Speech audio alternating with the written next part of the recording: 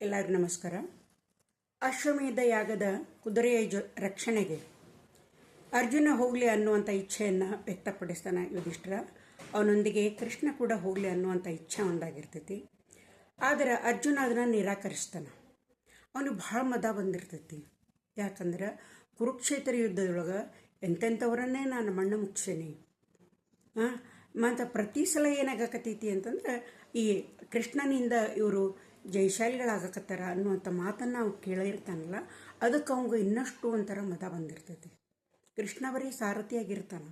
ಯುದ್ಧವನ್ನು ಜಯಿಸ್ತಾವ ನಾನು ಎಂತೆಂಥವ್ರನ್ನ ಎಲ್ಲನ ನಾನು ಸೋಲಿಸೇನೆ.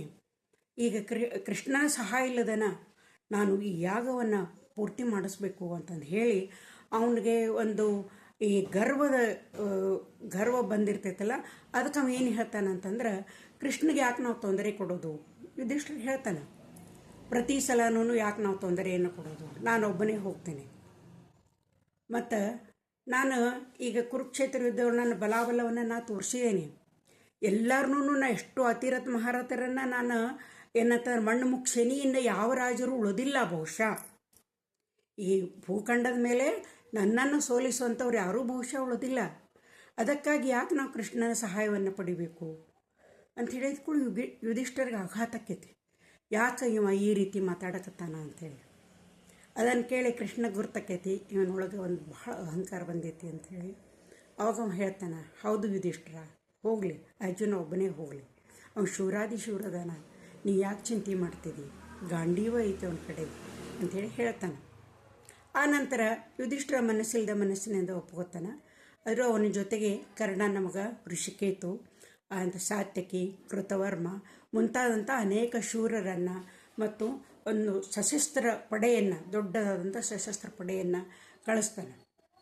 ಅದರೊಂದಿಗೆ ಸಾಕಷ್ಟು ಜನರು ಏನಂತಂದ್ರೆ ಅಶ್ವಮೇಧ ಯಾಗಕ್ಕೆ ತಯಾರಕ್ಕಾರ. ಯಾಕಂದ್ರೆ ಅಡುಗೆ ಮಾಡೋರು, ನೀರು ತರೋರು, ಶಿಬಿರಗಳನ್ನು ಏನಂತಂದ್ರೆ ಏರ್ಪಾಡು ಮಾಡೋರು, ಆನಂತರ ಚಿನಿವಾಲರು, ಕಮ್ಮಾರರು, ಆನಂತರ ಈ ಶಸ್ತ್ರಗಳನ್ನು ತಯಾರು ಮಾಡುವಂಥವ್ರು, ಇಂಥವ್ರದ್ದೆಲ್ಲ ಒಂದು ದಂಡ ತಯಾರಾಗ್ತೈತಿ. ಅವ್ರ ಜೊತೆ ಹೋಗಾಕ ಒಂದು ಊರ ಹೊಂಟೈತನ ಅನ್ನಿಸ್ತೈತಿ.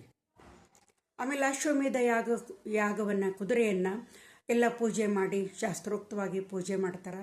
ಎಲ್ಲ ವಿಧಿವಿಧಾನದೊಂದಿಗೆ ಆ ಕುದುರೆನ ಬಿಚ್ಚುತ್ತಾರೆ. ಬಂಧನದಲ್ಲಿದ್ದಂಥ ಕುದುರೆ ಸ್ವತಂತ್ರ ಮುಕ್ತ ಆಗ್ತೈತಿ. ರಾಜ ಟಿವಿಯಿಂದ ಹೋಗಕ್ಕೆ ಶುರು ಮಾಡ್ತೈತಿ. ಅದರ ಜೊತೆಗೆ ನಾ ಹೇಳಿದ್ದೇನೆ, ಅದಕ್ಕೊಂದು ಚಿನ್ನದ ಸರ್ಪಳಿಯನ್ನು ಕಟ್ಟಿರ್ತಾಳೆ ದಪ್ಪಂದು. ಅದರ ಜೊತೆಗೆ ಯಾವಾಗಲೂ ಒಬ್ಬರು ಅದನ್ನ ಹಿಡ್ಕೊಂಡೇ ಇರಬೇಕು. ಮತ್ತೊಂದು 4-6 ಜನ ಅದರ ಜೊತೆ ಇರ್ತಾರೆ. ಆ ನಂತರ ಎಲ್ಲ ಈ ದಂಡ ಎಲ್ಲ ಹೋಗ್ಬೇಕಾದ್ರೆ ಎಲ್ಲರೂ ಶುಭವನ್ನು ಹಾರೈಸಿ ಕಳಿಸ್ತಾರೆ. ಅನೇಕ ದಿನಗಳವರೆಗೆ ಏನಾಗ್ತೈತಿ ಅಂತಂದ್ರೆ ಯುದ್ಧ ಘಟಿಸೋದಿಲ್ಲ, ನಡೆಯೋದಿಲ್ಲ.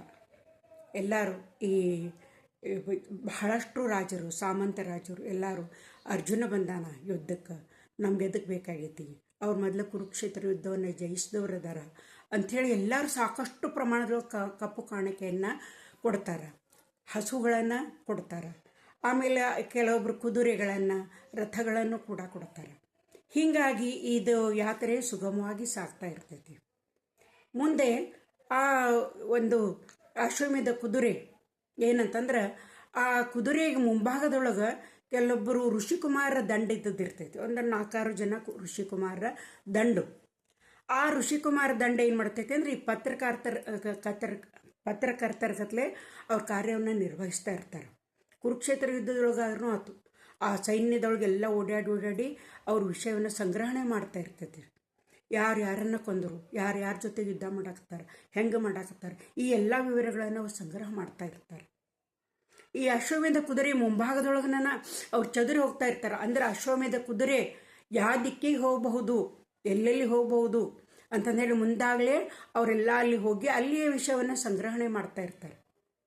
ಅದರ ಮುಂದೆ ಬರುವಂಥ ರಾಜರು, ಶತ್ರು ರಾಜರು, ಮಿತ್ರ ರಾಜರು, ಅವರು ಯುದ್ಧ ಮಾಡಕ್ಕೆ ತಯಾರಾಕರೋ ಅಥವಾ ಕಪ್ಪು ಕಾಣಿಕೆಯನ್ನು ಕೊಟ್ಟು ಕಳಿಸ್ತಾರೋ, ಈ ಎಲ್ಲ ವಿವರಗಳನ್ನು ಅವ್ರು ಏನಂತಂದ್ರೆ ಸಂಗ್ರಹ ಮಾಡ್ತಾ ಇರ್ತಾರೆ ಋಷಿಕುಮಾರರು. ಅವ್ರದ್ದೊಂದು ದಂಡ ಇರ್ತೈತಿ. ಈ ಅಶ್ವಮೇಧ ಕುದುರೆ ಮೊದಲು ಸಿಂಧ ದೇಶವನ್ನು ತಲುಪ್ತೈತಿ. ಸಿಂಧ ದೇಶದೊಳಗೆ ಏನಂತಂದ್ರೆ ದುಶ್ಶಲೆಯ ಒಂದು ರಾಜ್ಯ, ಅಂದರೆ ಜಯದ್ರಥನ ರಾಜ್ಯ. ದುಶ್ಶಲೆ ಗಂಡನನ್ನು ಮಗನನ್ನು ಕಳ್ಕೊಂಡಕ್ಕೆ ಭಾಳ ದುಃಖಿತಳಾಗಿರ್ತಾಳೆ. ಅರ್ಜುನ ಅಲ್ಲಿ ತಾನೇ ಹೋಗಿ ಅವಳನ್ನು ಸಮಾಧಾನ ಮಾಡ್ಕೊಂಡು ಬರ್ತಾನೆ, ಪಡಿಸಿ ಬರ್ತಾನೆ. ಆನಂತರ ಮತ್ತೆ ಆ ಅಶ್ವಮೇಧ ಕುದುರೆ ಇದ್ದದ್ದು ಈ ತ್ರಿಗರ್ತದ ಪ್ರವೇಶವನ್ನು ಮಾಡ್ತೈತಿ. ತ್ರಿಗರ್ತ ಅಂದ್ರೆ ಇದು ಈಗಿನ ಲಾಹೋರ್ ಪ್ರದೇಶಕ್ಕೆ ಅಲ್ಲಿ ಪ್ರವೇಶ ಮಾಡಿದ ಕೂಡಲೇ ಅವರು ಅದರ ಏನು ತ್ರಿಗರ್ತರು ಅದನ್ನು ಕಟ್ಟಿ ಹಾಕಿಬಿಡ್ತಾರೆ. ಅವ್ರಿಗೆ ಪಾಂಡವ್ರ ಮೇಲೆ ಭಾಳ ದ್ವೇಷ ಇರ್ತೈತಿ. ಆ ತ್ರಿಗರ್ತರನ್ನ ಸಂಸಪ್ತರು ಅಂತ ಕರಿತಿರ್ತಾರೆ. ಸಂಸಪ್ತರು ಅಂದ್ರೆ ಬೇಕಾತಂದ್ರೆ ಯುದ್ಧ ಮಾಡೋದು, ಮಡಿಯೋದು, ಇಲ್ಲತ್ತಂದ್ರೆ ಕೊಲ್ಲೋದು. ಆ ಯುದ್ಧಕ್ಕೆ ಬೆನ್ನು ತೋರಿಸೋದಿಲ್ಲ, ಸಂಧಾನ ಮಾಡೋದಿಲ್ಲ. ಇದು ಅವರ ಧ್ಯೇಯ ಆಗಿರ್ತೈತಿ. ಆ ಸಂಸಪ್ತರ ಜೊತೆ ಯುದ್ಧ ಹೆಂಗೆ ಮಾಡ್ತಾನೆ ಅನ್ನೋದನ್ನು ಮುಂದಿನ ವಿಡಿಯೋದೊಳಗೆ ಹೇಳ್ತೀನಿ.